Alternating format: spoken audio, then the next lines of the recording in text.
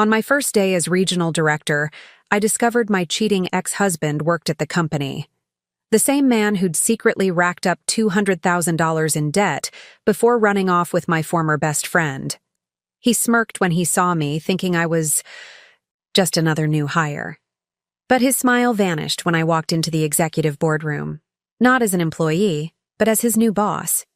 Walking through the gleaming glass doors of Riverstone Financial, I felt my heart racing, not from nervousness, but anticipation. The security guard handed me my temporary badge, and I traced my fingers over the simple title, New Hire Orientation. If only Mark knew what that orientation really meant. Before we jump back in, tell us where you're tuning in from, and if this story touches you, make sure you're subscribed, because tomorrow I've saved something extra special for you. 3 months ago, I discovered my husband of 8 years had been living a double life.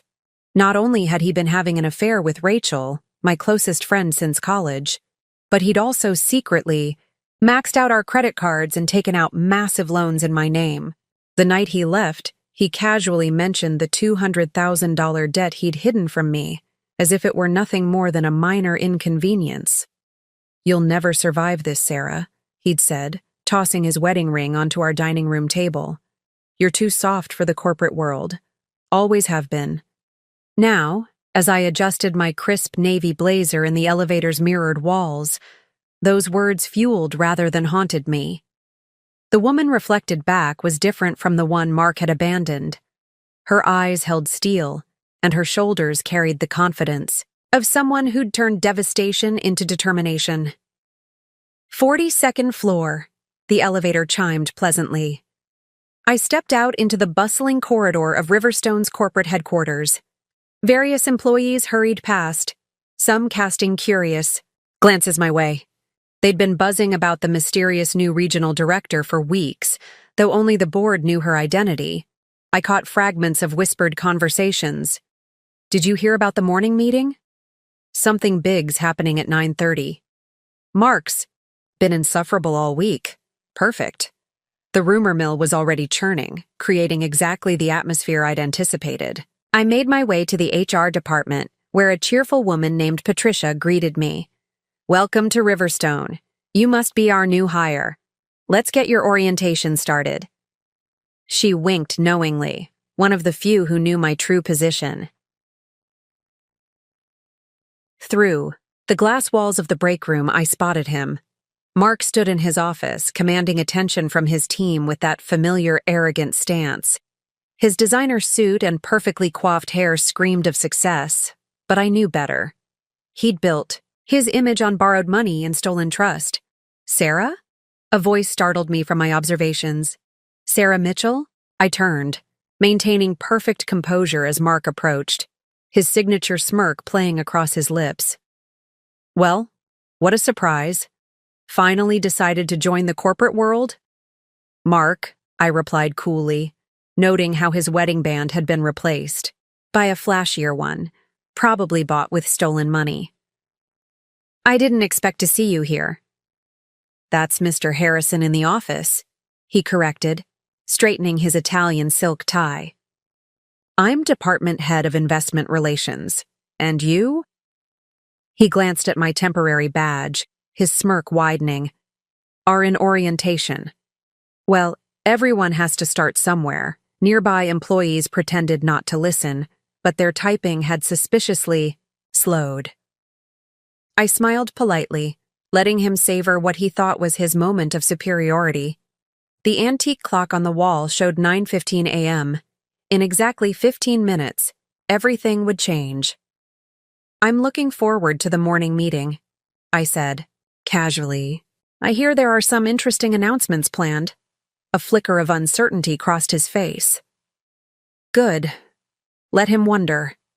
New hires don't typically attend executive meetings," he said, his voice carrying that familiar, condescending tone. "Exceptions can be made," Patricia interjected, appearing at my side. "In fact, Sarah needs to head up now. The board is waiting." Mark's eyebrows furrowed slightly. "The board?" "Don't worry, Mark," I said, gathering my portfolio. Everything will make sense. Very soon. As I walked toward the executive conference room, I could feel his eyes following me. The weight of my real employee badge, the one announcing me as regional director, felt heavy in my blazer pocket. In my briefcase lay the documentation of every questionable decision Mark had made in his department, every risky investment he'd pushed through, every policy he'd bent. The board had been quite interested in my detailed analysis of the department's vulnerabilities, particularly given my unique insight into the man running it. They'd been even more impressed by my proposals for restructuring and my track record of turning around failing investment portfolios. The conference room doors loomed ahead, and through the glass, I could see the board members assembling. They nodded respectfully as I approached. Behind me, I heard Mark's expensive shoes clicking on the marble floor. He'd followed, curiosity apparently getting the better of him. "After you, Mr. Harrison." I gestured to the door, my voice carrying a hint of authority that made him pause. The next 15 minutes would change everything.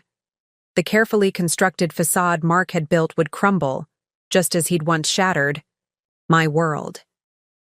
But unlike him, I wasn't here for destruction.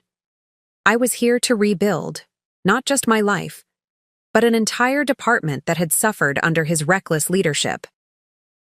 As we settled into the conference room, my mind drifted to that devastating night 3 months ago. The memory was crystal clear, standing in our kitchen, staring at bank statements and credit card bills I'd never known existed, listening to Mark explain how he'd invested in his future, a future that apparently included my best friend, and a condo I was unknowingly paying for. The chairman's voice snapped me back to the present. "Before we begin, I believe we have some introductions to make." He smiled warmly in my direction. "Ms. Mitchell, would you like to do the honors?" I stood, smoothing my blazer with steady hands. The fear and helplessness I'd felt that night in. The kitchen had been replaced by a calm certainty. Mark sat across from me, his expression shifting from confusion to dawning realization as I pulled out my real employee badge. "Thank you, Chairman Reynolds. For those who don't know me, I'm Sarah Mitchell, your new Regional Director of Operations, and we have some serious changes to discuss." The sharp intake of breath from Mark's direction was just the beginning. The real work, transforming Riverstone's Investment Relations Department into something worth being proud of, was about to begin. The tense atmosphere in the conference room brought me back to that rainy Tuesday evening 3 months ago, the night my world imploded. I'd been working late at my investment firm, celebrating quietly after closing a major portfolio restoration project. My phone had buzzed with a text from Rachel. "Sarah, we need to talk. It's about Mark. Meet me at Cafe Luna in 20." The concern in her message seemed odd, but Rachel had been my closest friend since our college days at Northwestern. If she was worried about Mark, it had to be important. I'd grabbed my umbrella, telling myself the knot in my stomach was just anxiety about a potential problem with my husband. I found Rachel at our usual corner table, her usually perfect makeup slightly smudged, hands wrapped around an untouched cappuccino. The moment our eyes met, I knew something was terribly wrong. "I can't do this anymore, Sarah," she'd whispered, pulling out a stack of papers from her designer bag. "I found these in Mark's briefcase last night. You need to see them." My hands trembled as I spread the documents across the table. Credit, card statements, loan applications, bank transfers. All in my name, but with transactions I'd never seen before. The numbers blurred before my eyes. $47,000 charged to a credit card I didn't know existed. $83,000 in personal loans. Multiple cash advances. A second mortgage on our house. "There's more," Rachel's voice cracked. I've been seeing him, Sarah, for the past year." The cafe's ambient noise faded to a dull roar. My cappuccino sat untouched, growing cold as Rachel detailed everything. The secret meetings, the expensive gifts, the promises Mark had made. Each word felt like another brick being added to the wall crumbling down around me. "He said you knew about the loans," she continued, tears streaming down her face. Preparing and narrating this story took us a lot of time, so if you are enjoying it, subscribe to our channel. It means a lot to us. Now back to the story, that you'd agreed to invest in his business ventures. But last night, I found these. She slid more papers across the table. He's been forging your signatures, using your excellent credit score, building this whole house of cards on your reputation. The final document made my blood run cold. A lease agreement for a luxury condo in the city's most exclusive district, signed 2 weeks ago. My name was on it, alongside Mark's. But I'd never seen it before. He's been planning to leave, Rachel admitted, her voice barely audible. The condo, it was supposed to be for us. But I can't. I can't be part of this anymore. You're my best friend, Sarah. I'd sat there numb, as the reality of my situation sank in. 8 years of marriage, a friendship spanning 15 years, all built on lies and manipulation. The numbers danced before my eyes. $200,000 in hidden debt, carefully accumulated over the past 2 years. Driving home that night, my mind raced through all the signs I'd missed. The late nights at the office, the mysterious business trips, the way Mark had insisted on handling all our finances, claiming he wanted to protect me from stress. His constant reminders that I was too trusting, too soft for the cutthroat business world. I found him in our home office, calmly packing files into his briefcase. The sight of him, so composed, so unbothered, made something snap inside me. Were you ever going to tell me? My voice sounded strange, even to my own ears. About the debt? About Rachel? About any of it? He'd looked up, and for a moment, I saw surprise flicker across his face. Then his expression settled into that familiar patronizing smile. Ah, Rachel finally grew a conscience, did she?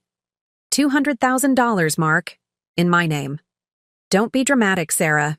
It's just business. Investments require capital, and your credit score made everything so much easier.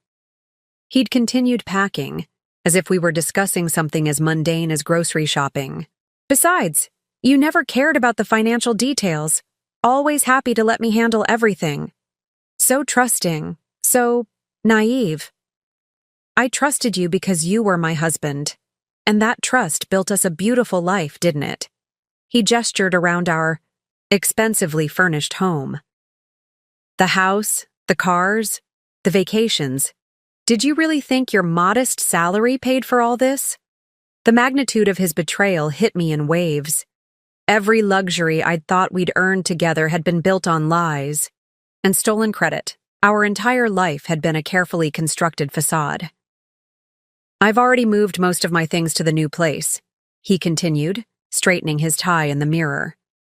You can keep the house, though good luck making the payments with the new mortgage. Maybe this will finally force you to develop a backbone.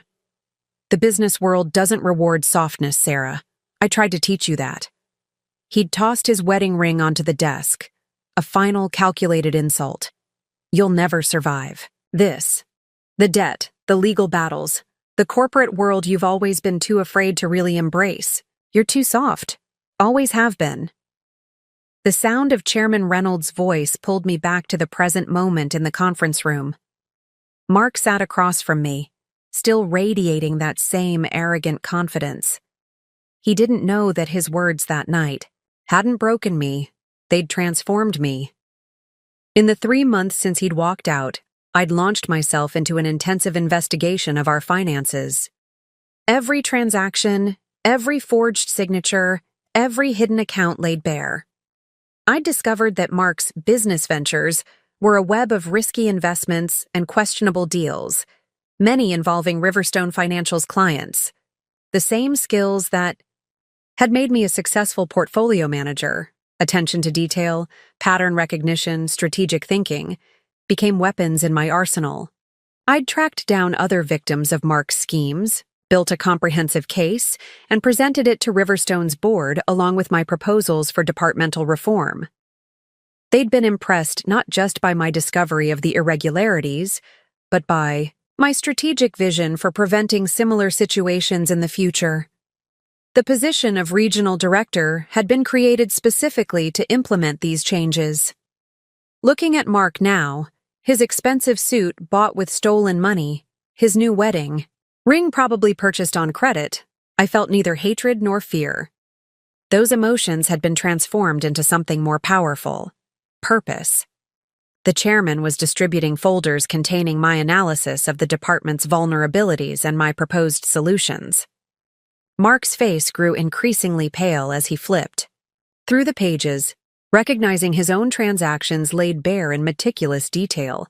"Ms. Mitchell," Chairman Reynolds said, "perhaps you'd like to begin by discussing the irregularities you've discovered in the Investment Relations Department's client accounts." I stood, my voice steady and clear. The woman Mark had dismissed as too soft had become his reckoning, and his education in true business ethics was about to begin. The transformation from victim to victor hadn't been about revenge. It had been about justice, reform, and proving that integrity and strength weren't mutually exclusive. As I began my presentation, I saw Rachel's name among the meeting attendees. She'd recently been promoted to compliance officer, her own journey of redemption parallel to mine. Mark's carefully constructed world of financial manipulation was about to change, and I would be the architect of that change. The debt he'd left me with had become the catalyst for a transformation neither of us had seen coming. "These irregularities," I continued, standing at the head of the conference room, "represent just the surface of what I've uncovered in the Investment Relations Department." I clicked to the next slide of my presentation, watching Mark's face grow increasingly ashen as his questionable practices were laid bare before the board. The spacious conference room on Riverstone Financial's 42nd floor had become an arena of silent tension. Through the floor-to-ceiling windows, the morning sun cast long shadows across the polished mahogany table, where 20 of the company's most influential figures sat transfixed by my presentation. I noticed Amanda Torres, head of Human Resources, taking detailed notes. She'd been instrumental in my hiring, recognizing the need for systematic change in the company's oversight procedures. Her dark eyes met mine with quiet approval as I detailed the next set of findings. In the past 18 months alone, client funds were redirected through a complex series of high-risk investments, I explained, bringing up a detailed flowchart. Each transaction technically legal but ethically questionable, designed to generate quick returns while exposing clients to unprecedented risk levels. A sharp intake of breath came from Michael Patel, Chief Risk Officer. His reputation for integrity was well known in the industry. And these transactions were all approved by... His voice trailed off as he glanced at Mark. "By the department, head of investment relations," I confirmed, my voice steady. "Mr. Harrison's signature appears on every authorization form." Mark shifted in his leather chair, his usual confidence cracking under the weight of evidence. "These were all approved investments," he interjected, attempting to regain control. "Every client signed the necessary paperwork." "Interesting you should mention paperwork," I replied, clicking to the next slide. "Notice the signature patterns on these authorization forms." I approached the screen, pointing out subtle discrepancies. Several clients have confirmed they never saw these documents, let alone signed them. The room grew uncomfortably quiet. Through the glass walls, I could see curious employees gathering, drawn by the unusual length and intensity of the morning meeting. Among them stood Rachel, her face a mixture of guilt and determination. Our eyes met briefly. She'd provided crucial information about Mark's methods, part of her own journey toward redemption. Ms. Mitchell, Victoria Reeves, the senior vice president, leaned forward. "Your analysis is thorough, but what's your proposed solution? Riverstone's reputation is at stake." This was the moment I'd prepared for. I opened my portfolio, distributing comprehensive reform proposals to each board member. "A complete restructuring of the Investment Relations Department," I began. "New oversight protocols, transparent client communication channels, and a revolutionary risk assessment system." As the board members flipped through my proposal, I could feel Mark's glare intensifying. He'd severely underestimated the woman he'd dismissed as too soft for business. Each page of my proposal dismantled the system of manipulation he'd built, replacing it with structures designed for transparency and ethical practice. Implementation begins immediately, Chairman Reynolds announced, closing his copy of the proposal. Ms. Mitchell will oversee the transition as regional director. Mr. Harrison, you'll report directly to her during this restructuring period. Mark's expensive pen snapped in his grip, sending tiny drops of ink across his crisp white shirt. This is absurd, he sputtered. I've run this department for 5 years. You can't possibly— Your methods have exposed Riverstone to significant liability, Victoria Reeves cut in.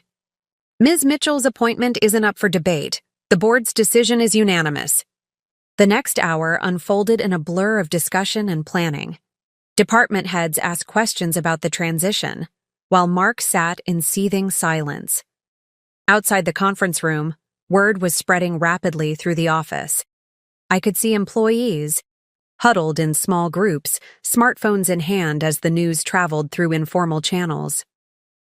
Finally, Chairman Reynolds closed the meeting. As board members filed out, many stopped to welcome me officially, their handshakes firm and approving.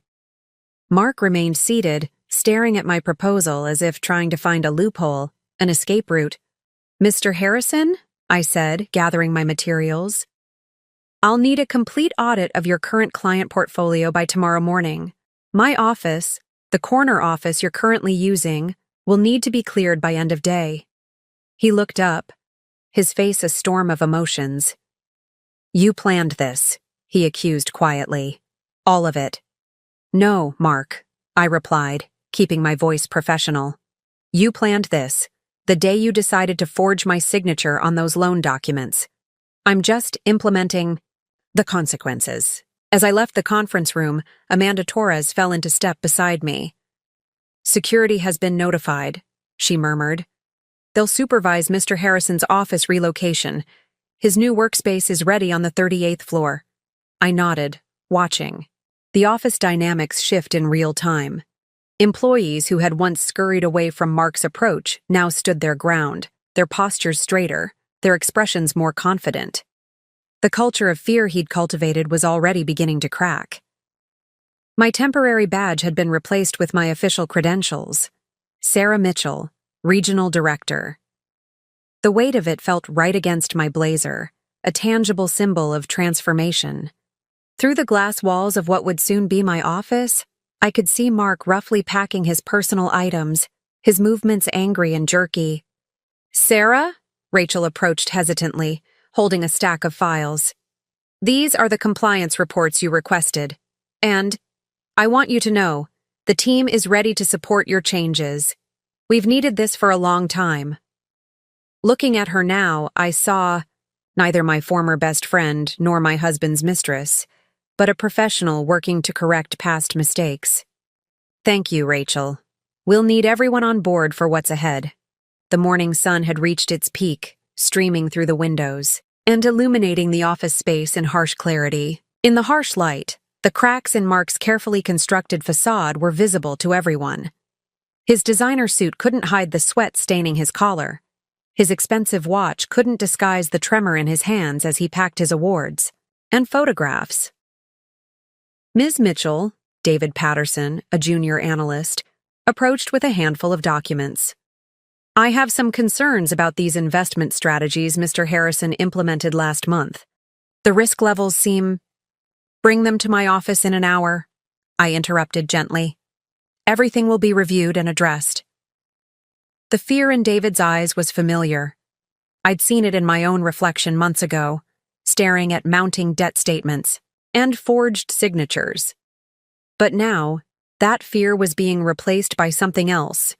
Hope for change, for accountability, for a workplace built on integrity rather than intimidation. My phone buzzed with messages from other department heads, all eager to discuss the coming changes. Mark's power structure was crumbling, but unlike him, I wasn't interested in building a kingdom. I was here to build something far more valuable, a system of transparency, ethics, and genuine growth. The transformation had begun, and there would be no going back to the old ways of doing business. The woman Mark had tried to destroy was now the architect of his professional reckoning, and every document, every signature, every transaction would be brought into the light. The next 48 hours at Riverstone Financial unfolded like a carefully orchestrated symphony of change. From my new corner office, I watched the ripple effects spread through every department. Mark had been relegated to a small cubicle on the 38th floor, but his presence still lingered in the whispered conversations and furtive glances of employees who'd worked under his regime. My morning began with a steady stream of revelations. David Patterson, the junior analyst who'd approached me earlier, arrived with a stack of folders that told a story of systematic manipulation. "These investment strategies," he explained, spreading documents across my desk, "Mr. Harrison would pressure us to push high-risk options to clients, especially retirees with substantial savings." His hands trembled slightly as he pointed out specific transactions. The commission rates were excessive, but anyone who questioned it found themselves relegated to dead-end assignments, I finished, noting how he relaxed slightly at my understanding. "How many other analysts have similar stories, David?" "Most of us," he admitted. "There's a whole drawer in his old filing cabinet labeled Special Projects. That's where he kept the documentation for his riskiest ventures." I made a note to have security escort me through a thorough search of Mark's former office. Every drawer, every file, every post-it note could reveal another piece of his elaborate scheme. Through the glass walls, I spotted Rachel heading toward my office, her expression urgent. The dynamic between us had shifted from personal betrayal to professional alliance, something neither of us had anticipated. "Sarah," she entered, closing the door behind her. "The compliance team just flagged something significant. Remember? Those property investment funds Mark was so proud of?" She laid out a complex web of transactions, each one more questionable than the last. The same patterns I'd seen in our personal finances played out on a corporate scale, using other people's good credit and trust to build his illusions of success. "Get me everything you have on these funds," I instructed. "And Rachel, have Amanda arrange an all-hands meeting for tomorrow morning. It's time to address the entire department."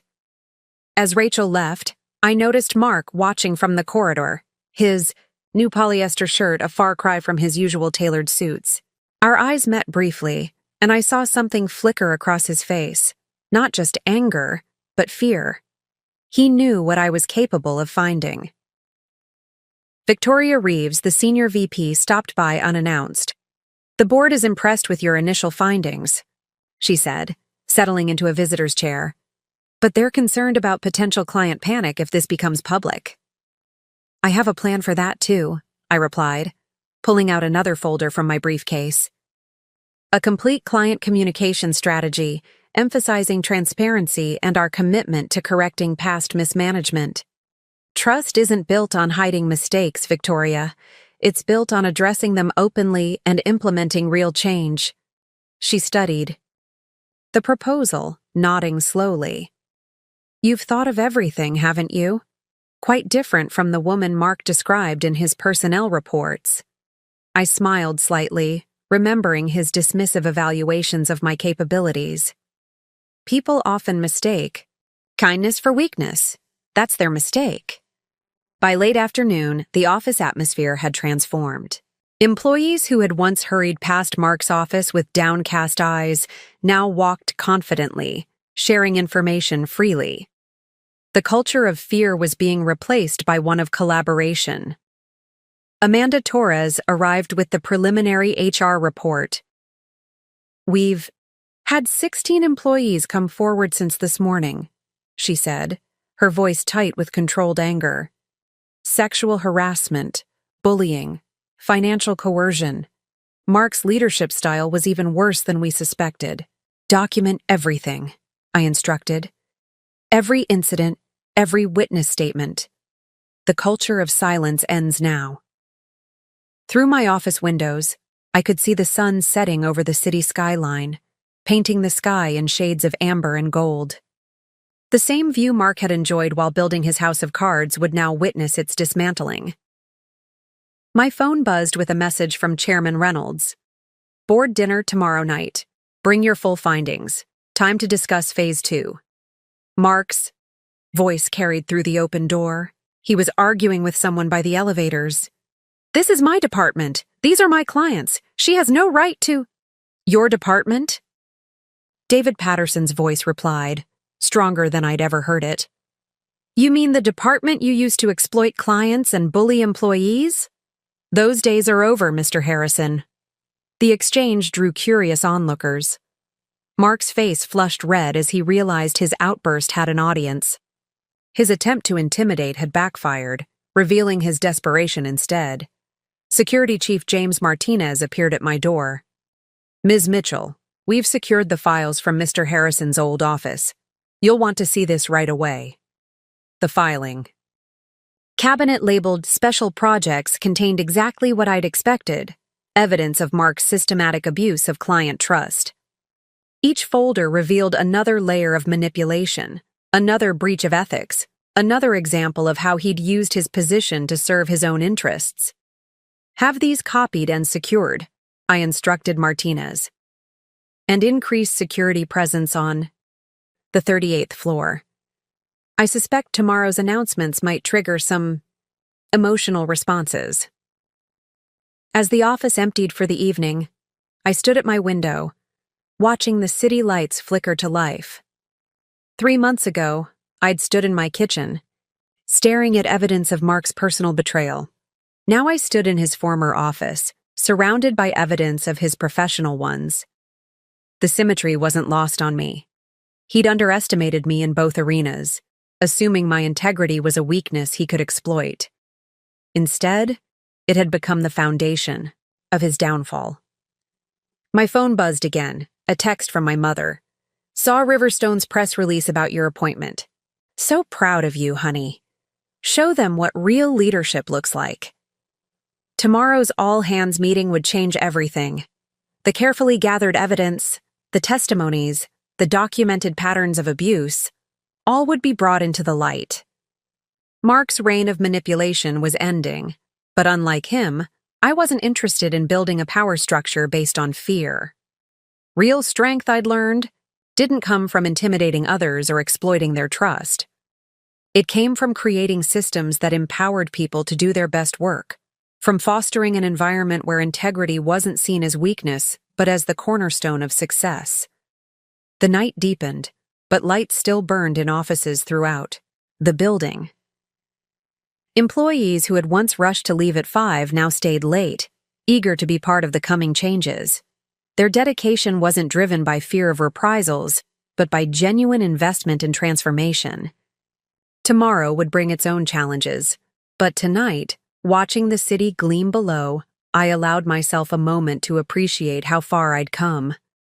The woman Mark had dismissed as too soft had become the architect of his professional reckoning, and her work was just beginning. The $200,000 debt he'd left me with had become an unexpected gift, a catalyst for uncovering not just his personal betrayal, but his entire network of professional misconduct. Sometimes I realized the greatest strength comes not from avoiding pain, but from transforming it into purpose. As I prepared for tomorrow's all-hands meeting, my mind drifted back to the darkest day of my life, the day after Mark's betrayal was exposed. The memory was no longer painful, but it had shaped everything that followed. I'd woken up that morning to an empty house and a series of automated emails from our joint bank accounts. Insufficient funds, payment declined, account overdrawn. Each notification hammered home the reality of my situation. Mark hadn't just taken my trust, he'd systematically dismantled my financial security. Standing in our walk-in closet, I'd noticed the gaps where his expensive suits once hung. The safe in the back wall stood open and empty. He'd cleared out everything, including my grandmother's jewelry that I'd stored there for safekeeping. Even in leaving, he'd found ways to wound. The kitchen counter was littered with past due, notices I'd never seen before, bills for credit cards I didn't know existed, loan statements with my forged signature. Each document told the story of Mark's careful manipulation, his calculated betrayal. My phone had been buzzing constantly, Rachel's repeated calls, which I ignored, and messages from friends asking about rumors they'd heard. Mark, it seemed, was already controlling the narrative, telling anyone who would listen about his troubled marriage and how he'd finally found happiness. The breaking point came when I opened my laptop to check our investment accounts. Everything was gone. Our retirement savings, our emergency fund, even the money I'd been setting aside for my nephew's college fund, all transferred out over the past months through a series of small transactions I'd never noticed. I'd collapsed. At the kitchen table, surrounded by evidence of my own blind trust. The woman staring back from the chrome refrigerator door looked broken, lost. That reflection became my turning point. With trembling hands, I'd pulled out a fresh legal pad and begun to write. Every transaction I could remember. Every time Mark had dismissed my questions about our finances. Every business trip that now seemed suspicious. The pattern emerged with devastating clarity. The doorbell rang. It was Lisa Morgan, my accountant. Friend from college. I hadn't called her, but Rachel must have reached out. Lisa took one look at the papers scattered across my kitchen, and her professional demeanor took over. First, she'd said, pulling out her laptop, we document everything. Then we fight back. Hour after hour, we traced the web of financial deceit. Mark had been methodical, starting small and gradually escalating. A credit card here, a personal loan there, always using my stellar credit score, always forging my signature with practiced ease. Sarah, Lisa had said gently, looking up from a particularly troubling document. This goes beyond personal finances. Some of these transactions, they look like the same patterns I've seen in corporate fraud cases. That statement had sparked something in my mind. I'd pulled up Riverstone Financial's public records, where Mark had recently been promoted to department head. The similarities between his personal financial schemes and certain corporate investment patterns were impossible to ignore. He's doing it there too, I'd whispered, the realization hitting me like a physical blow. The same patterns, the same techniques, just on a larger scale. Lisa's expression had hardened.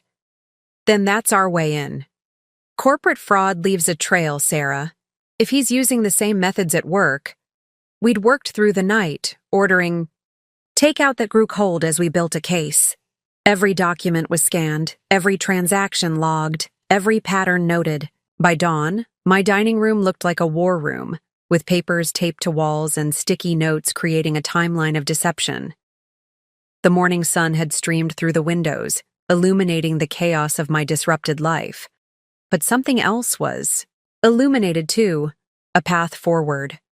Mark had taught me more than he realized about financial manipulation. Now those lessons would become weapons in my arsenal. I'd showered and dressed in my best suit, the one Mark had always said was too severe. For me, looking in the mirror, I barely recognized myself. The soft, trusting woman he'd married was gone. In her place stood someone stronger, someone who understood that true strength comes from facing betrayal and choosing to rise above it. "What's the plan?" Lisa had asked, watching me gather the most damning documents into a portfolio. "First, we go to Riverstone's board," I'd replied, my voice steady. "They need to know who they've put in charge of their clients' money. Then we rebuild, not just my life, but every system he's corrupted." The next weeks had been a blur of legal meetings, credit agencies, and careful documentation. Each day revealed new depths to Mark's betrayal, but also showed me strengths I never knew I possessed.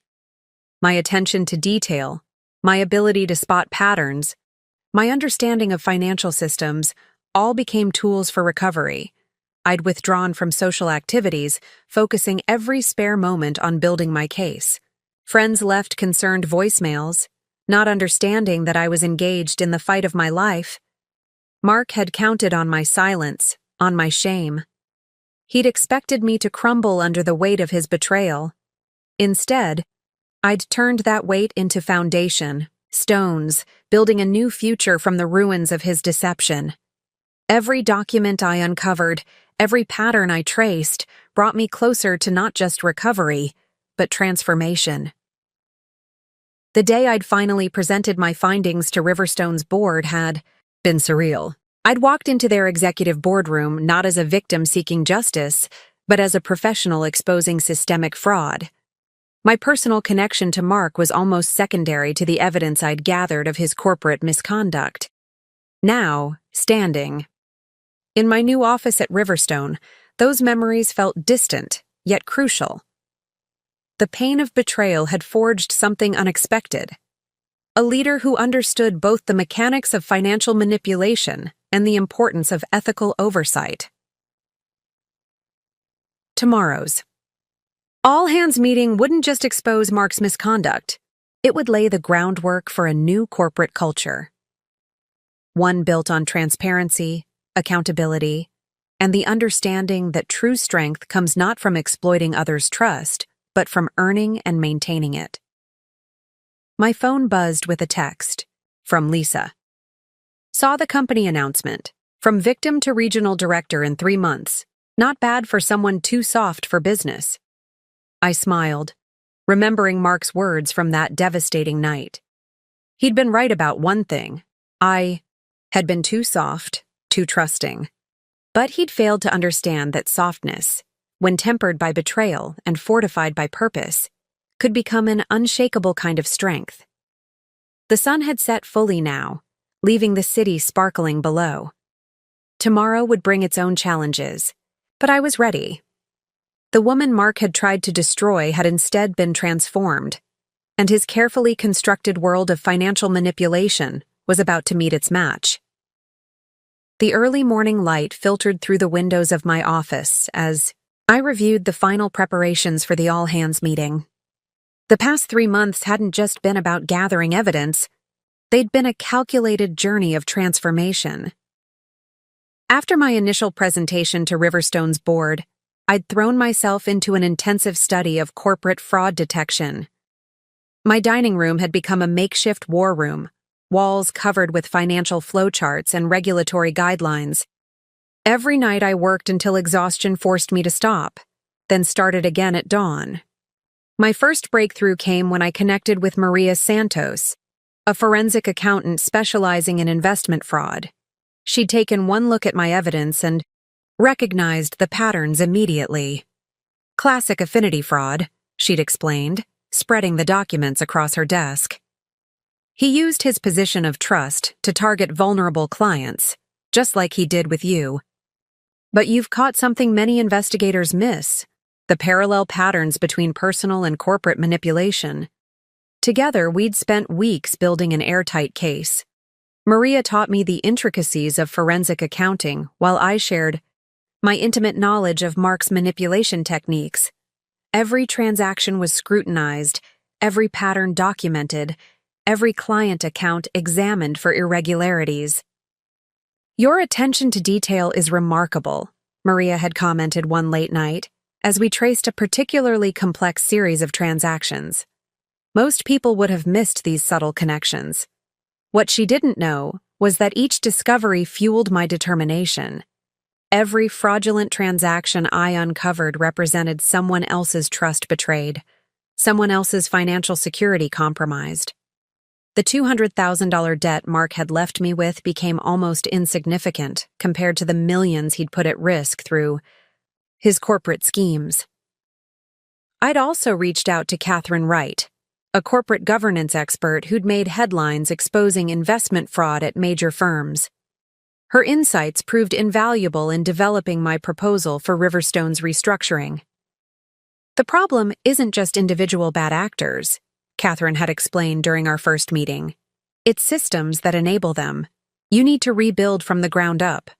Following her guidance, I'd immersed myself in studying corporate restructuring and ethical governance. Every free moment was devoted to learning: regulatory compliance, risk management, Organizational psychology.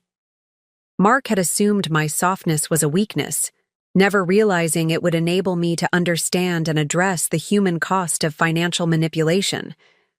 The transformation wasn't just professional. I'd sold the house Mark and I had shared, using the proceeds to start repaying the fraudulent debts he'd left in my name. My new apartment was smaller, but felt cleaner somehow, unburdened by memories of betrayal. Lisa Morgan, my accountant friend, had helped me rebuild my financial foundation from scratch. "You're not just surviving this," she'd said, watching me methodically work through each creditor. "You're creating a blueprint for others to follow." The hiring process at Riverstone had been intense. 5 interviews, multiple presentations, detailed background checks. But with each round, I'd grown more confident. The board wasn't just hiring someone to catch a fraudster. They were bringing in a leader who understood both the mechanics of manipulation and the importance of prevention. I'd also spent time building relationships with key personnel at Riverstone, particularly those who'd worked directly under Mark. Amanda Torres in HR had been especially helpful, sharing insights into the toxic culture he'd created. It wasn't just financial manipulation, she'd confided during one of our early meetings. He created an environment of fear and silence. Anyone who questioned his methods found themselves isolated or pushed out. That information had shaped my restructuring plan.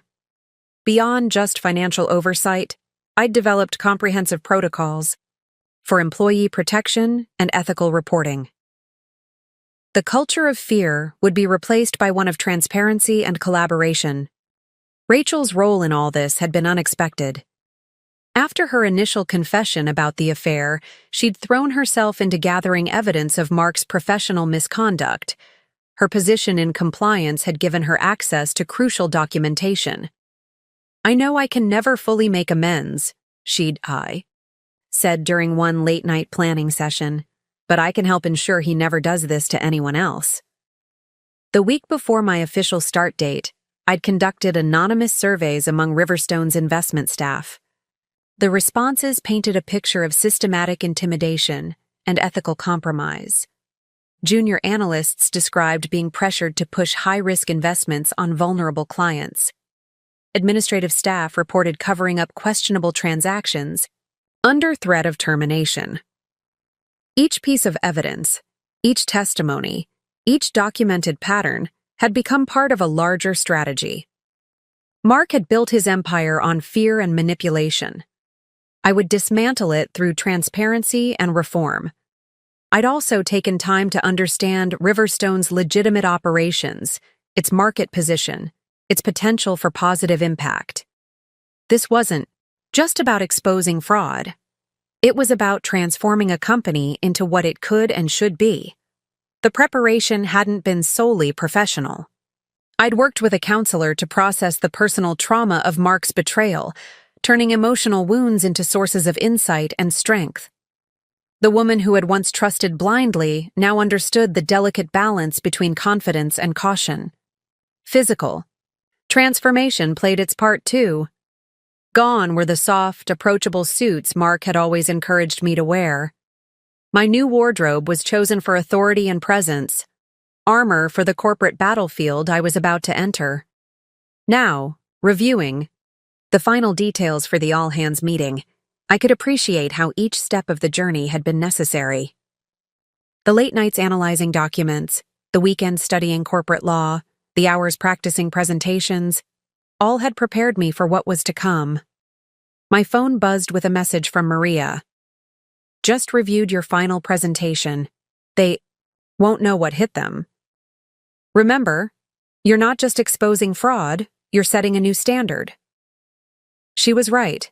This wasn't about revenge, it was about revolution. Mark had taught me more than he realized about the mechanics of financial manipulation. Now those lessons would become the foundation for systematic change. The sun had fully risen, painting the city in morning light. In a few hours, the office would fill with employees who'd worked under Mark's regime of fear. By day's end, they would understand that a new era was beginning. I straightened my desk, ensuring every document was in place for the upcoming revelations. The journey from betrayed wife to corporate reformer had been intense, but necessary. Mark had dismissed me as too soft for business, never understanding. That true strength comes in many forms. The woman who had once trusted blindly now carried the power to transform an entire corporate culture. The preparation was complete. The time for change had arrived.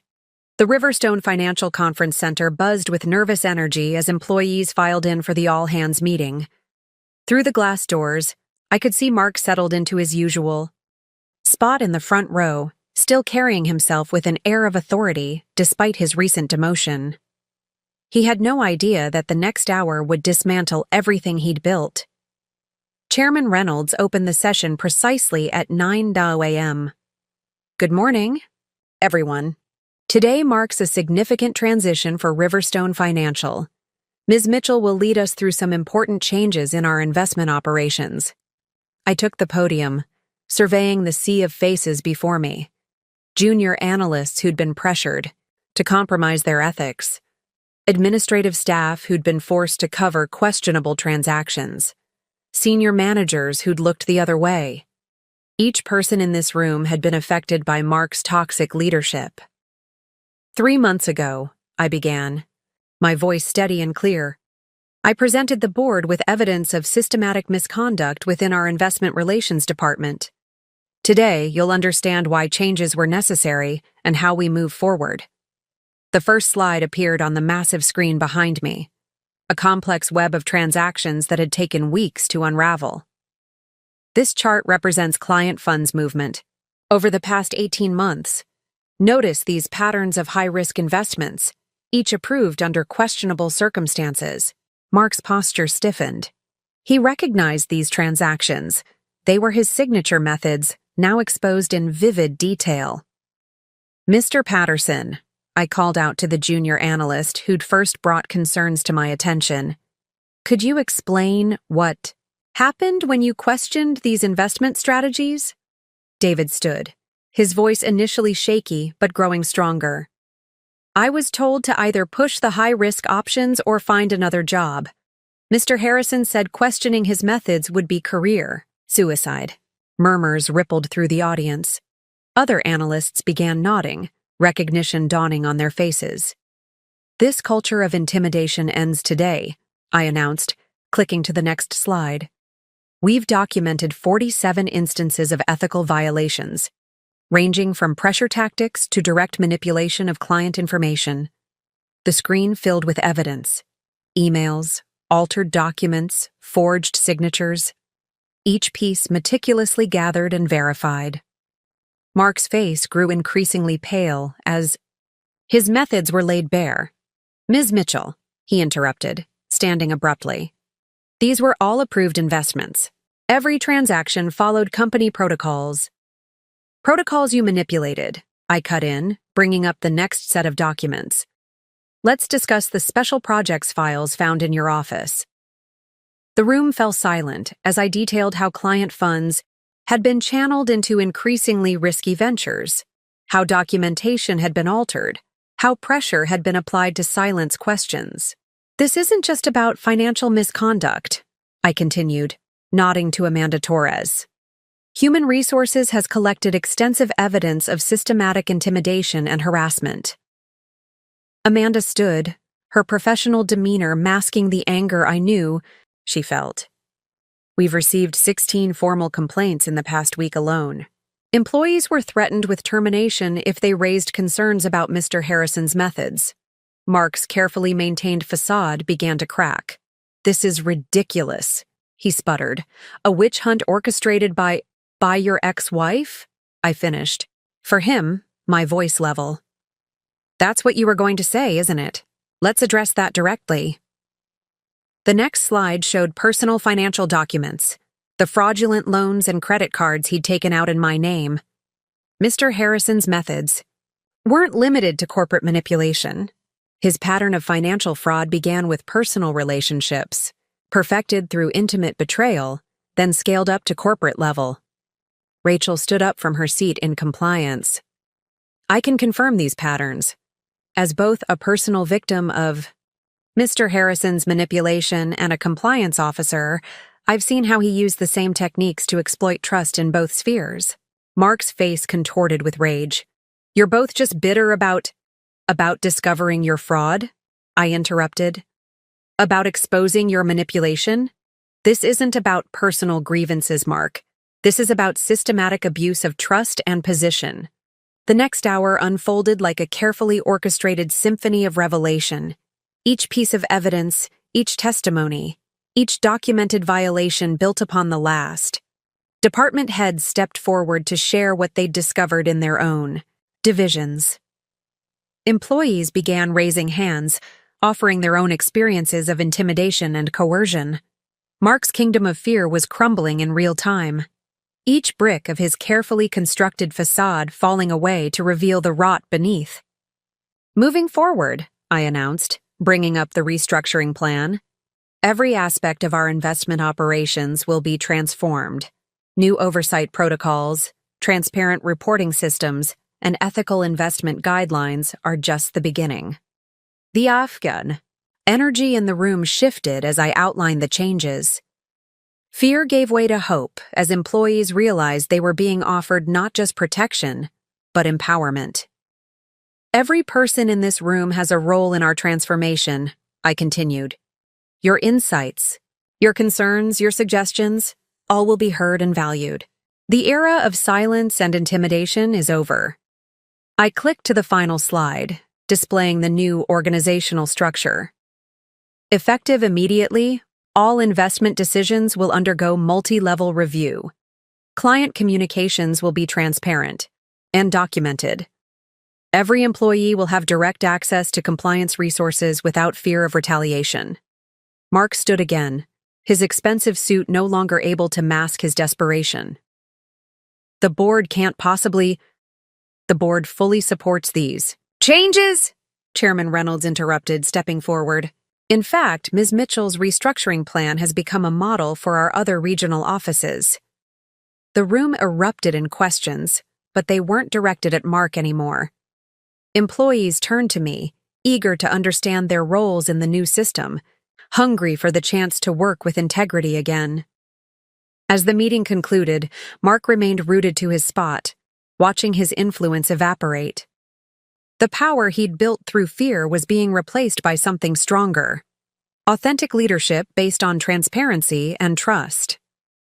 Mr. Harrison, I addressed him directly, you'll find your new assignment details waiting at your desk. Your client accounts are being redistributed pending full audit. He stared at me, finally seeing not the woman he'd dismissed as too soft, but the leader who'd outmaneuvered him at every turn. You won't get away with this, he muttered, but his words carried no weight anymore. I already have, I replied quietly. The difference is, I'm doing it legally and ethically. As employees filed out, many stopped to shake my hand or share their relief at the changes. The transformation wasn't just organizational. It was personal for every person who'd suffered under Mark's regime. Amanda Torres appeared at my side. Security is ready to escort Mr. Harrison to his new position. IT has already restricted his system access. I nodded, watching Mark's retreating figure.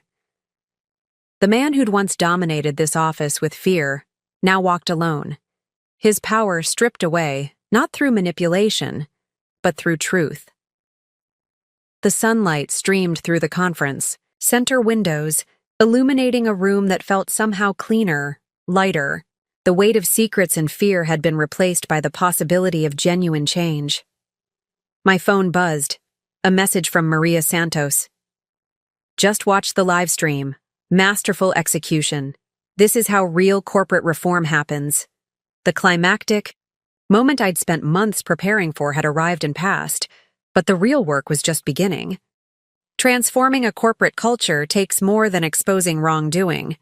It requires building something better in its place. Looking at the eager faces around me, I knew we were ready for that challenge. Mark had taught me more than he realized about the mechanics of power. Now those lessons would fuel not revenge, but revolution. The hours following the all-hands meeting passed in a whirlwind of activity. The 42nd floor of Riverstone Financial had transformed into a hub of purposeful energy, each department adapting to the seismic shifts in company culture.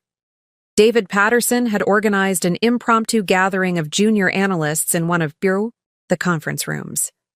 Through the glass walls, I could see them poring over client portfolios, identifying questionable investments that needed immediate attention.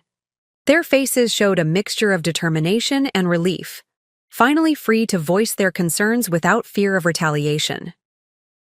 "Ms. Mitchell," Amanda Torres appeared at my office door. "We've had 23 additional employees come forward in the past hour alone, each one with documented evidence of Mark's misconduct." I gestured for her to take a seat, noting how the office dynamics had already begun to shift. Employees who had once scurried past this corner office now walked with confidence, making eye contact, sharing information freely. "There's something else," Amanda continued, pulling out a thick folder. "We found his private performance review files, the real ones, not the sanitized versions he submitted to HR.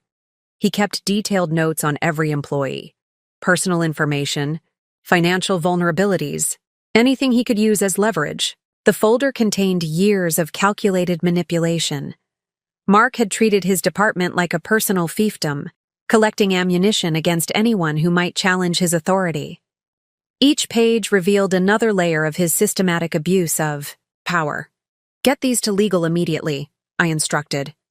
"And Amanda, set up a support system for affected employees. They'll need resources to process this." Through my office windows, I spotted Mark being escorted to his new position on the 38th floor. His designer suit looked somehow ill-fitting now, his confident stride reduced to a shuffle.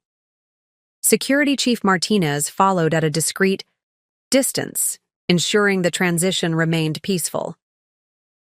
Rachel knocked softly before entering, her arms full of compliance reports. "The audit team is already finding discrepancies in his major client accounts. Some of these investment structures, they're incredibly risky, hidden behind layers of complicated paperwork. Start with the retiree accounts," I directed, remembering how Mark had targeted vulnerable clients. "Those need to be stabilized first." The afternoon brought a steady stream of revelations. Victoria Reeves, the senior VP, arrived with news from other regional offices. "They're finding similar patterns," she reported, settling into a chair. "Mark's methods apparently inspired some copycats. The board wants to implement your oversight protocols company-wide." Each hour seemed to uncover new depths to Mark's manipulation. Department heads reported discovering hidden files, altered records, evidence of systematic intimidation. But alongside each revelation came signs of positive change. I watched as Sarah Zhang, a previously quiet risk analyst, confidently presented her concerns about an investment strategy to her team. Months ago, such initiative would have been punished. Now, it was celebrated. "Ms. Mitchell," David Patterson reappeared, his earlier nervousness replaced by professional purpose. "We've identified the highest-risk client portfolios. The team is ready to begin restructuring them following the new protocols." The transformation wasn't just professional, it was deeply personal for every employee who'd suffered under Mark's regime. I noticed people gathering in small groups, sharing stories they'd been afraid to tell before, supporting colleagues who were just beginning to process their experiences. My phone buzzed with messages from industry contacts. Word of the changes at Riverstone was spreading fast. Mark's reputation in the financial world was crumbling as quickly as his corporate empire had. "They found something in the executive bathroom," Amanda reported, returning with another file. "A hidden tablet containing private information about board members. He was collecting leverage against everyone." The discovery painted an even clearer picture of Mark's methods. He hadn't just manipulated finances. He'd built an elaborate web of personal information and threats, using fear to maintain his position. As evening approached, I called another brief meeting with the department heads. The conference room felt different now, energized rather than tense, collaborative rather than competitive. The immediate changes are just the beginning, I explained, outlining the next phases of our transformation. Every process, every policy, every aspect of our operations will be rebuilt with transparency and ethics at its core. Michael Patel, the Chief Risk Officer, nodded in agreement. The culture shift is already visible. People are speaking up, asking questions, challenging questionable practices. Through the glass walls, I could see Mark in his new cubicle, staring at his computer screen. The man who had once dominated this floor through fear now sat isolated, his power stripped away, not through manipulation, but through truth. Ms. Mitchell, Patricia from HR appeared with another update. We've had requests from several employees for ethics training. They want to learn how to identify and prevent similar situations in the future. The request spoke volumes about the changing culture. Employees weren't just accepting new policies, they were actively seeking ways to maintain and strengthen them. As the sun began to set, casting long shadows across the office floor, I took a moment to observe the transformation. Departments that had once competed now collaborated. Information flowed freely where secrets had once festered. Trust was slowly replacing fear. My phone lit up with a message from Lisa Morgan. Saw the company announcement about the restructuring. From victim to reformer, you've turned his betrayal into a blueprint for change. The irony wasn't lost on me. Mark's attempts to destroy me had instead created someone stronger, not just personally, but professionally. The skills I'd developed uncovering his fraud had become tools for corporate reform. Amanda returned with one final report for the day. Security did a sweep of his old office. They found documentation of every employee he'd forced out over the years. Some of these people, their careers were destroyed because they tried to speak up. Contact them, I instructed. Let them know what's happening here. Offer them a chance to share their stories if they wish. As the office quieted for the evening, I stood by the window, watching the city lights flicker to life. The day's events had set irreversible changes in motion. Mark's carefully constructed system of manipulation was being dismantled, piece by piece. My phone buzzed again, a message from Chairman Reynolds. The board is impressed with today's execution. Your approach to corporate reform is exactly what Riverstone needed. The woman Mark had dismissed as too soft had become the architect of his professional downfall. But more importantly, she had become a catalyst for genuine change. The $200,000 debt he'd left me with had become seed money for something priceless. The transformation of an entire corporate culture. Looking out over the city skyline, I allowed myself a moment to appreciate the magnitude of the day's changes. Tomorrow would bring new challenges, but tonight, watching the lights below, I knew we had crossed a threshold. The era of fear and manipulation was ending, replaced by something stronger. Leadership based on integrity and trust. The immediate impact of our changes was already visible, but the real transformation was just beginning. Mark had taught me more than he realized about the mechanics of power. Now those lessons would fuel not just reform, but revolution. 1 month into my leadership, at Riverstone Financial, the changes had rippled far beyond our initial expectations. The 42nd floor had undergone a physical and cultural metamorphosis that reflected our new corporate philosophy. The intimidating, dark mahogany walls of the executive suite had been replaced with glass partitions, creating an environment of literal transparency. Mark's former special projects office, once a place where he'd pressured employees into unethical practices, had been transformed into a collaborative workspace where teams freely shared ideas and concerns. The quarterly numbers are in, Victoria Reeves announced during our morning executive meeting. Client satisfaction up 45%, employee retention increased by 60%, and our ethical investment portfolios are outperforming traditional ones by a significant margin. The statistics told only part of the story. The real transformation was visible in the daily interactions and atmosphere throughout the building. Junior analysts who had once lived in fear now confidently presented their findings. Administrative. Staff who had been forced to cover up questionable transactions now led initiatives for process improvement. David Patterson, once terrified of questioning authority, had emerged as a leader in our new risk assessment team. We've identified and restructured over 200 high-risk client portfolios, he reported, spreading documents across my desk. The clients are actually thanking us for the transparency. The morning sun streamed through the windows, illuminating a workspace that bore little resemblance to Mark's era of darkness. Every corner of the office now housed small groups of employees engaged in open discussion, sharing insights, and building upon each other's ideas. Ms. Mitchell, Amanda Torres appeared with her daily update. The ethics hotline has recorded 0 complaints this week. Instead, we're getting suggestions for improvement and requests for additional training. The transformation extended beyond our department. Other divisions within Riverstone had begun adopting our transparency protocols. The culture of fear that Mark had cultivated was being replaced by one of collaboration and mutual respect.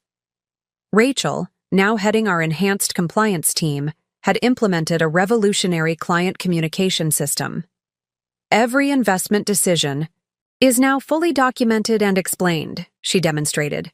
Clients have real-time access to their portfolio details and risk assessments. From my office, I could see Mark in his new position on the 38th floor. His designer suits had given way to business casual attire. His commanding presence diminished to that of any other employee.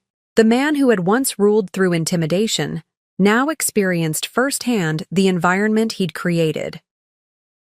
The board is impressed with the transformation, Chairman Reynolds commented during our weekly meeting.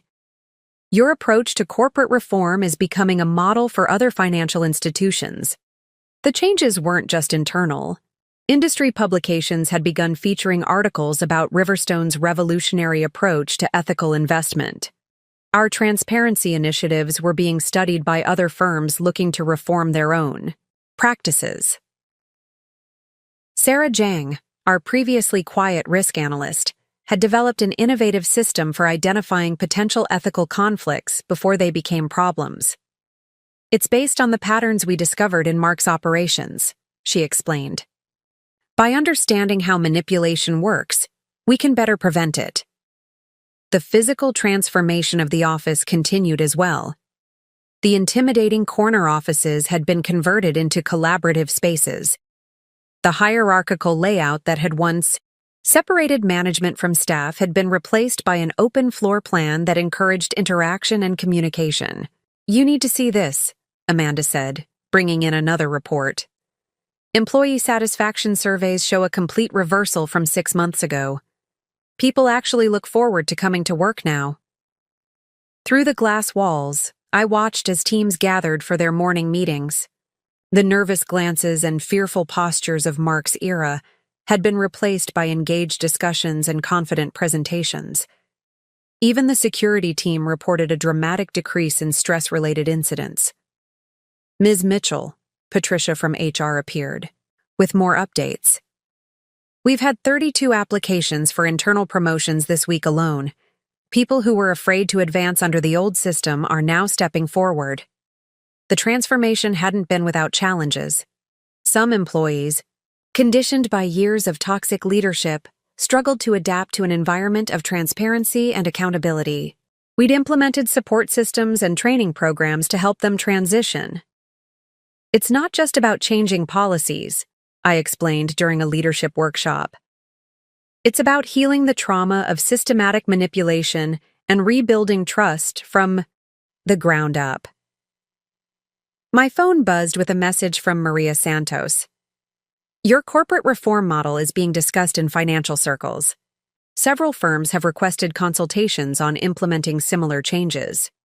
The afternoon brought a visit from a team of industry regulators.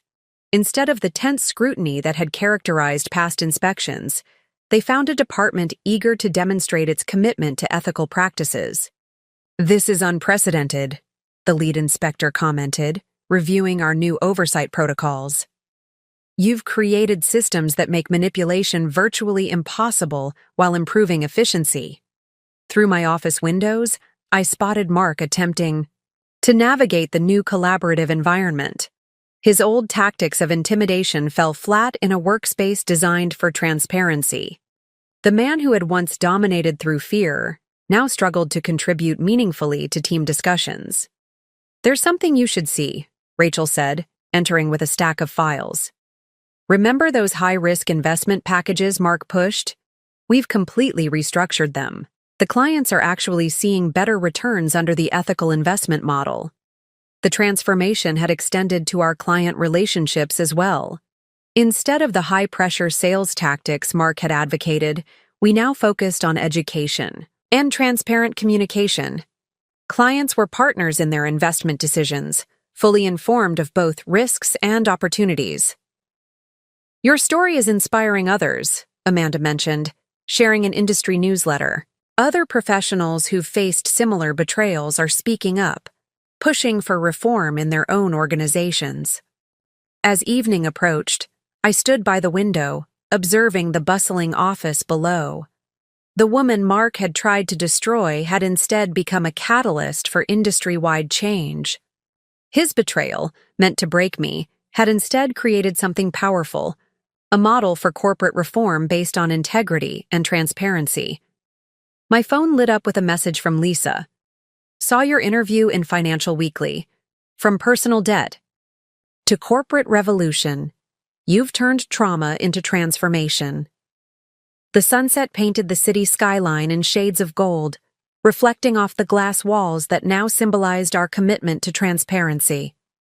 Mark's legacy of fear was being systematically replaced by something stronger, a corporate culture built on trust, ethics, and mutual respect. Chairman Reynolds appeared at my door. "The board wants to implement your reform model across all regional offices. Your experience with manipulation has given you unique insights into preventing it." The transformation continued to unfold, each day bringing new evidence of positive change. The $200,000 debt Mark had left me with had become seed money for a revolution in corporate culture. His attempt to destroy me had instead created someone capable of rebuilding not just a department, but an entire approach to business ethics. As the office lights dimmed for the evening, I reflected on how far we'd come. The broader transformation wasn't just about exposing past wrongs, it was about creating systems that prevented future ones. Mark had taught me the mechanics of manipulation. I had used that knowledge to build safeguards against it. The woman he'd dismissed as too soft had transformed his tactics of destruction into tools for positive change. The journey from victim to reformer had created something lasting, a model for corporate ethics that put humanity and integrity at its core. 3 months into Riverstone's transformation, I sat in my office reviewing the latest company-wide metrics. The numbers told a story of remarkable change, but the real evolution was visible in the daily interactions and shifting dynamics throughout the building. Mark's new position on the 38th floor had forced him to confront the consequences of his past leadership style. Through the quarterly reports, I could trace his gradual transformation from tyrannical department head to someone struggling to find his place in an ethical environment. "Ms. Mitchell," Amanda appeared at my door. "You need to see this." Mark submitted a proposal through our anonymous suggestion system.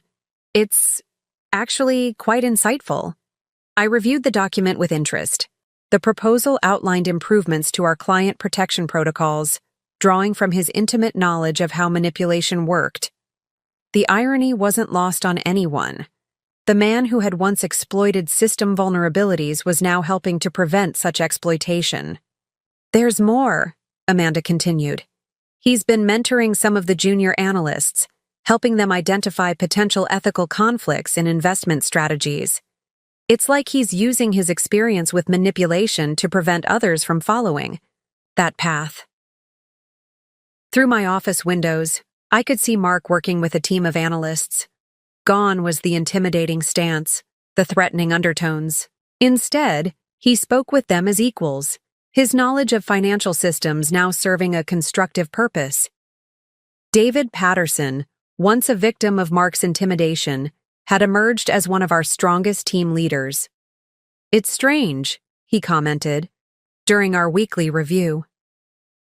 Mark actually apologized to me yesterday, said he regretted how he'd treated people under his leadership. The transformation wasn't limited to Mark. Rachel had evolved from a guilty participant in his schemes to a passionate advocate for corporate ethics. Her compliance team had become a model for other departments, demonstrating how transparency could coexist with efficiency. "The Personal Finance Workshop series is ready to launch," Rachel reported, spreading the materials across my desk. "We're starting with debt awareness and ethical financial management, using our experiences to help others avoid similar situations." The initiative had grown from our shared understanding of how financial manipulation worked. The $200,000 debt that Mark had left me with had become a teaching tool, helping others recognize and avoid predatory practices. Chairman Reynolds stopped by for an unexpected visit. "The board is impressed with more than just the numbers," he observed. "The cultural shift here is remarkable. Even those who once enabled toxic behavior are becoming advocates for change." I watched as Mark navigated the new collaborative environment. His expensive suits had given way to more modest attire. His demeanor shifted from commanding to cooperative. The man who had once ruled through fear was learning a different kind of strength. "Sarah," he approached my office hesitantly one afternoon, "I've been working on something I think you should see." He presented a detailed analysis of his past manipulation techniques, transformed into a comprehensive guide for preventing similar abuses. Each pattern he'd once used to exploit was now documented as a warning sign, each tactic explained to help others avoid falling victim. "I know it doesn't make up for anything," he said quietly, "but maybe it can help protect others from people like who I used to be." The document revealed more than just professional insight. It showed genuine reflection and understanding of the damage his actions had caused. The man who had once dismissed me as too soft was finally grasping the true meaning of strength. Victoria. Reeves joined us for the afternoon executive meeting. "The industry is taking notice," she reported. "Our ethical investment model is outperforming traditional approaches. Turns out transparency actually improves profitability." Through the glass walls, I could see teams collaborating across departments. The rigid hierarchies of Mark's era had given way to fluid communication and shared purpose.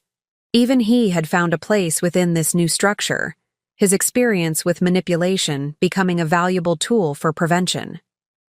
"The transformation isn't just professional," Amanda observed. "People are applying these principles in their personal lives. The financial literacy programs, the ethics workshops, they're changing how people think about power and trust."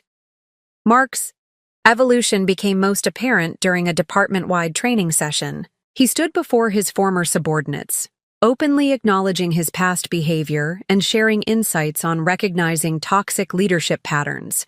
"I used to think power meant control," he admitted to the gathered employees. "I was wrong. Real strength comes from lifting others up, not pushing them down."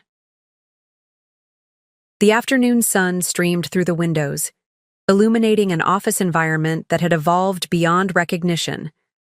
The fear that had once permeated every interaction had been replaced by authentic collaboration and mutual respect. "You've created something remarkable here," Chairman Reynolds commented during our end-of-quarter review. "Not just a reformed department, but a model for corporate evolution." My phone buzzed with a message from Lisa. "Remember when you thought, the debt would destroy you? Look at what you've built from those ashes." The woman Mark had tried to break had instead become an architect of transformation, not just for herself, but for an entire corporate culture. His betrayal had sparked changes neither of us could have imagined. As the day drew to a close, I watched Mark gathering his things to leave. The man who had once dominated through fear now moved through the office with quiet purpose, his past actions becoming lessons for positive change. "Sarah," he paused by my door. "I never thought I'd say this, but thank you for showing me a better way to lead, to live. The sunset painted the city skyline in shades of possibility. The journey from victim to victor had evolved into something more meaningful, a transformation that touched not just systems and policies, but human hearts and minds. Mark's attempt to destroy me through debt and betrayal had instead created someone capable of revolutionary change. The softness he had scorned had become a strength that transformed not just a department, but an entire approach to corporate leadership. The character evolution wasn't limited to individuals. It had rippled through the entire organization, creating a new paradigm of business ethics. The woman who had once trusted blindly now led with informed compassion, turning tools of manipulation into instruments of positive change. As the office lights dimmed, I reflected on how far we'd all come. The transformation from victims and villains to advocates for change had created something lasting, a model for corporate evolution that put human dignity at its core. The $200,000 debt that was meant to break me had become the foundation for rebuilding not just a career, but an entire corporate culture. Mark's betrayal had taught me the mechanics of manipulation. I had used that knowledge to create systems of protection and growth. Looking out over the city lights, I knew the evolution would continue. Each day brought new opportunities for positive change, new chances to transform past pain into future protection. The woman Mark had dismissed as too soft had become a catalyst for lasting transformation. 1 year after taking the position at Riverstone Financial, I stood at the podium during the annual shareholders meeting, reflecting on a journey that had transformed not just a company, but an entire industry's approach to ethical leadership. Under our new management structure, I announced to the packed auditorium, Riverstone has seen a 180% increase in client trust ratings, a 165% rise in employee satisfaction, and our ethical investment portfolios have outperformed traditional models by 45%. From my position on stage, I could see Mark sitting in the middle rows, nodding along with the statistics. He had earned respect in his new role, not through intimidation, but through genuine expertise and dedication to reform. His journey from manipulator to mentor had become a case study in redemption. The numbers were impressive, but they weren't the full story. Beyond the metrics, I continued, we've created a culture where integrity isn't just a buzzword. It's the foundation of everything we do. After the presentation, during the reception, I found myself standing next to Mark at the refreshment table. The awkwardness that had once characterized our interactions had evolved into something neither of us had expected: professional respect. I found our old mortgage documents last week, he said quietly, stirring his coffee. Looking at those forged signatures now, I can't believe who I was back then. The debt I left you with, it was meant to destroy you.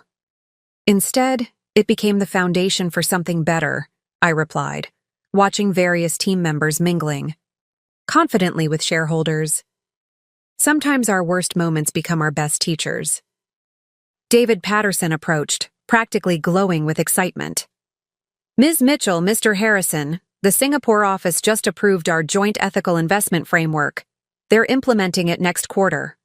I watched as Mark engaged with David, offering genuine insights about client protection and risk management. The transformation in both men was remarkable. One had risen from fearful junior analyst to confident leader, while the other had journeyed from tyrannical boss to respected advisor. Later that evening, as the reception wound down, Chairman Reynolds joined me on the balcony overlooking the city lights. When we hired you, he mused, we expected someone to clean up a department. What you've given us is a revolution in corporate culture that's becoming a template for the entire industry. The city sparkled below, so different from the night I discovered Mark's betrayal. Sometimes the best revolutions aren't about destroying what's broken, I reflected. They're about transforming it into something better. Rachel approached, with the latest compliance reports. The woman who had once been both victim and participant in Mark's schemes had become a fierce advocate for ethical practice. The new client protection protocols are being adopted by 3 other major firms, she reported proudly. The transformation hadn't just been professional. The experience had taught all of us profound lessons about power, trust, and redemption. The $200,000 debt that was meant to break me had instead revealed strengths I never knew I possessed. Ms. Mitchell, Amanda appeared with a small envelope. This came for you. Inside was a check from Mark for $200,000, along with a note. This can't undo the past, but it can help build the future. The Ethical Investment Workshop program needs funding, and this seems like the right place for this money to go. Thank you for showing me what real leadership looks like. Standing at my office window, watching the sunset paint the sky in shades of possibility, I realized that the true victory wasn't in repaid debt or professional success. It was in the transformation of human hearts and systems, in the creation of something that would outlast all of us. My phone buzzed with a text from my mother. Saw Riverstone's feature in Business Weekly. Remember when you thought your life was over? Look at you now, honey. You didn't just survive, you revolutionized. I smiled, thinking of that devastating night 1 year ago. Mark's words, "You'll never survive this," had lost their sting entirely. They'd become merely the opening lines of a much greater story. One not of revenge, but of reformation, growth, and the kind of success that comes from lifting others as you rise. Victoria Reeves stopped by my office one last time that evening. The board wants to implement your leadership model across all global offices, she announced. Your approach to turning betrayal into positive change, it's exactly what the industry needs. The office lights dimmed automatically, signaling the end of another day at the new Riverstone Financial. Through the glass walls, I could see Mark gathering his things, stopping to offer guidance to a junior team member. The man who had once used his knowledge to manipulate, now used it to protect and educate. Tomorrow would bring new challenges, but tonight I savored the knowledge that sometimes life's worst betrayals become catalysts for its greatest transformations. The woman Mark had dismissed as too soft had created something he never could through force, a culture of genuine strength built on integrity and trust. As I gathered my things to leave, I passed the wall where we'd hung our new company mission statement, "Success through integrity, growth through transparency." Below it, in smaller letters, was the phrase that had become my personal mantra. True power lies not in breaking others, but in lifting them up. The city lights twinkled against the darkening sky as I made my way to my car. Each light represented someone affected by our changes. Clients whose savings were now truly protected, employees who no longer worked in fear, industry professionals inspired to create their own ethical reforms. The journey from betrayed wife to corporate reformer had taught me that real strength often comes disguised as softness, that the deepest wounds can become the foundation for the most meaningful healing, and that true success isn't about winning at all costs. It's about creating victories that lift everyone higher. The final resolution wasn't just about personal triumph or professional achievement. It was about the ripple effect of transformation, how one person's journey from victim to victor could catalyze change far beyond its original scope. Mark's betrayal had taught me more than he ever intended about power, trust, and leadership. Those lessons had become the building blocks of something far more valuable than money, a legacy of ethical reform that would continue to grow and evolve long after our personal story was forgotten. As I drove home through the glittering city streets, I realized that sometimes the best revenge isn't revenge at all. It's becoming everything they said you couldn't be, and then using that strength to create positive change in the world. The woman who had once been broken by betrayal had become a builder of better systems, a transformer of corporate culture, and a living proof that softness, when combined with purpose, becomes an unstoppable force for good. Up next, you've got 2 more standout stories right on your screen. If this one hit the mark, you won't want to pass these up. Just click and check them out. And don't forget to subscribe and turn on the notification bell so you don't miss any upload from us.